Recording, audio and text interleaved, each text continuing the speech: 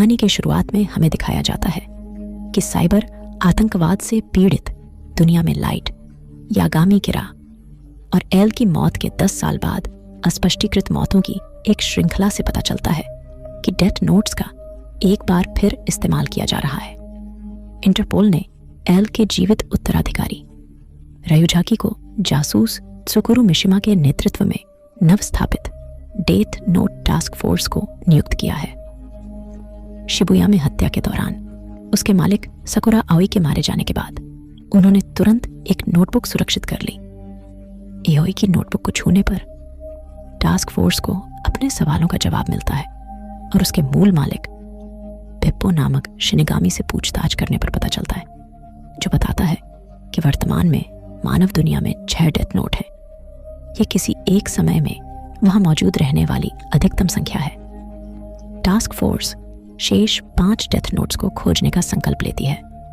आगे देखते हैं कि इसी तरह एओई का हत्यारा साइबर आतंकवादी युकिशियन सभी नोटबुक हासिल करने की कसम खाता है, यह मानते हुए कि वह अपने शिनिगामी रयुक के माध्यम से लाइट से एक मिशन पर है।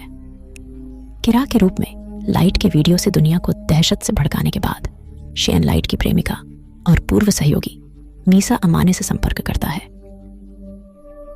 डेथ नोट्स की उसकी यादों को बहाल करने और उसे अपना उपहार देने के बाद शेन ने मीसा से उस जानकारी का खुलासा करने के लिए कहा, जिसके बारे में उसका मानना है कि इससे पता चल जाएगा कि लाइट कहां छिपा है। उसने कहा, 10 साल पहले लाइट को मरते हुए देखा था। आगे निडर होकर शेन 3 डेथ नोट्स का पता लगाने के लिए अपनी असाधारण हैकिंग क्षमताओं का उपयोग करता है और इस प्रक्रिया में उनके मालिकों को मार देता है। फिर वह एक अन्य वीडियो के माध्यम से किरा का प्रतिरूपण करता है और धमकी देता है कि जब तक एल का उत्तराधिकारी उसका नाम और चेहरा नहीं बताएगा, तब तक वह हत्या करता रहेगा। जवाब में रयुजाकी ने मूल एल का एक CGI वीडियो फैलाया, जिसमें किरा को एक वेबसाइट पर आमंत्रित किया गया, जिसका उद्देश्य उसके स्थान का खुलासा करना था।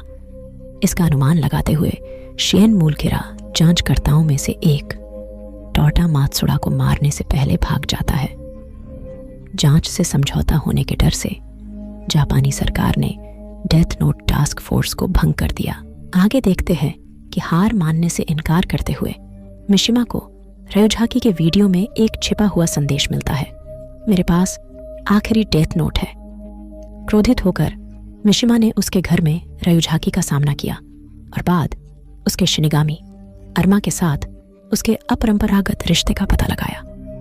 हालांकि रयुजाकी ने खुलासा किया कि उसका डेथ नोट खाली है, उसने उसके मृत्यु से पहले एल से वादा किया था कि वह कभी भी उसका उपयोग नहीं करेगा।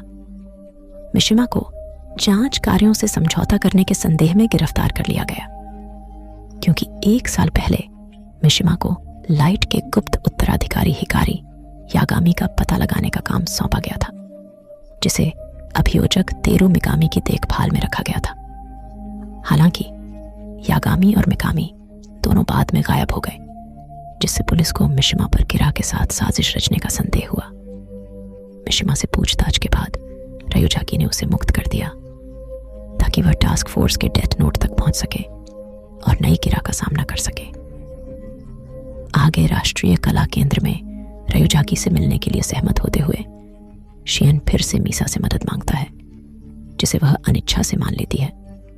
आगे देखते हैं कि टास्क फोर्स के 3 सदस्य मिशन में लौटने के बाद वे शेन से मिलने के लिए रयुजाकी के साथ जाते हैं, जिसे इस वादे के साथ लालच दिया जाता है कि रयुजाकी उसका चेहरा और टीम के डेथ नोट्स प्रकट करेगा। मिशिमा उन्हें निर्देश देने के लिए मुख्यालय में रहता है। हालांकि शेन द्वारा बनाए गए जैमिंग सिग्नल से संपर्क टूट जाता है। अपना चेहरा दिखाने के लिए मजबूर होने पर टास्क फोर्स के 3 सदस्यों को मीसा द्वारा मार दिया जाता है, जिसने शिनिगामी आंखें हासिल कर ली हैं, जो किसी व्यक्ति का असली नाम और जीवन काल उनके सिर के ऊपर देख सकती हैं। मीसा फिर शेन को जानकारी देती है कि लाइट मर चुका है। जब उसने उसकी न्यूज़ देखी तो उसका नाम न्यूज़ में नहीं आया था। इसके बाद मीसा ने डेथ नोट के एक पन्ने पर अपना नाम लिखकर आत्महत्या कर ली, यह महसूस करते हुए कि किरा जिसने उसे अपना कार्य सौंपा था एक धोखेबाज है। शियन वहां से एक गुप्त स्थान पर पहुंचता है और शिनिगामी आंखें प्राप्त करने के लिए अपने जीवन के काल का आधा हिस्सा बलिदान कर देता है।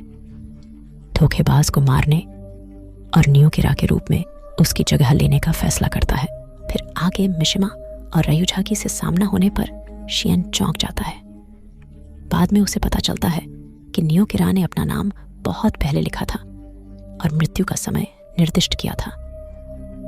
रयुझाकी ने तब खुलासा किया कि उसका मानना है कि मिशिमा नियो किरा है और शियन के डेथ नोट को छूने पर मिशिमा को सब कुछ याद आ जाता है। तेरू मिकामी को पागल होते और हिकारी यागामी की हत्या करते हुए देखने के बाद मिशिमा ने मिकामी की हत्या कर दी और यागामी की जगह नियो किरा को बदल लिया। मिशिमा ने बाद में अपनी नोटबुक का स्वामित्व छोड़ दिया और रयू को इसे शियन को देने का निर्देश दिया, इस विश्वास के साथ कि साइबर आतंकवादी को शेष डेथ नोट्स मिल ही जाएंगे। इस नई जानकारी के साथ शियन मिशिमा को मारने का प्रयास करता है, लेकिन पुलिस उन तीनों को मारने का आदेश लेकर पहुंचती है। मिशिमा को डेथ नोट्स लौटाने के बाद शियन को गोली मार दी गई, जिससे उसे और रयुझाकी को एक क्षतिग्रस्त मेट्रो से भागने का मौका मिल गया। फिर उनका सामना टास्क फोर्स के आखिरी बचे सदस्य से होता है, जिसे अरमा ने तब मार डाला जब वह मिशिमा को गोली मारने का प्रयास करती है। अपनी जान की कीमत पर मिशिमा पुलिस को सरेंडर करता है। इंटरपोल ने मिशिमा और रयुझाकी की फांसी के आदेश को रद्द करा दिया और मिशिमा को हिरासत में ले लिया गया। रयुक फिर बताता है कि 6 डेथ नोट्स को धरती पर क्यों गिराया गया। लाइट यागामी से प्रभावित होकर मरते हुए शिनिगामी राजा ने अपना सिंहासन शिनिगामी को देने का वादा किया था, जो अगले किरा को ढूंढेगा। जब मिशिमा बताता है कि सभी 6 डेथ नोट सुरक्षित कर लिए गए हैं, तो रयुक सुझाव देता है कि मानवीय लालच के परिणाम स्वरूप उनका एक बार फिर से उपयोग होगा, और वह चला जाता है।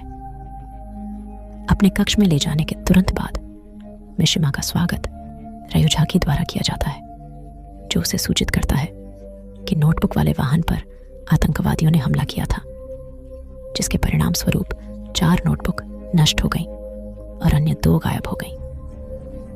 यह खुलासा करते हुए कि आज उसकी मृत्यु की नियत तारीख है, क्योंकि उसका नाम डेथ नोट में लिख दिया गया था। रयुझाकी ने मिशिमा को व्यापारिक सुझाव दिया, क्योंकि उनका मानना है कि मिशिमा ही एकमात्र ऐसा व्यक्ति है जो लापता डेथ नोट्स को पुनः प्राप्त कर सकता है। अपनी नई भूमिका को स्वीकार करते हुए मिशिमा ने अपना असली नाम रियो नाकागामी बताया और रयुझाकी को सेल में शांति से मरने के लिए छोड़ दिया। क्रेडिट के बाद के एक दृश्य में लाइट का एक वीडियो दिखाया गया है, जिसमें वह कह रहा है, जैसा मैंने योजना बनाया था, और कहानी यही समाप्त होती है। यदि हमारी वीडियो पसंद आ रही है तो चैनल को सब्सक्राइब करना ना भूलें, ताकि सबसे पहले हमारी वीडियो आप तक पहुंच सके। हमारी मुलाकात होगी एक अगले वीडियो में। वीडियो देखने के लिए धन्यवाद।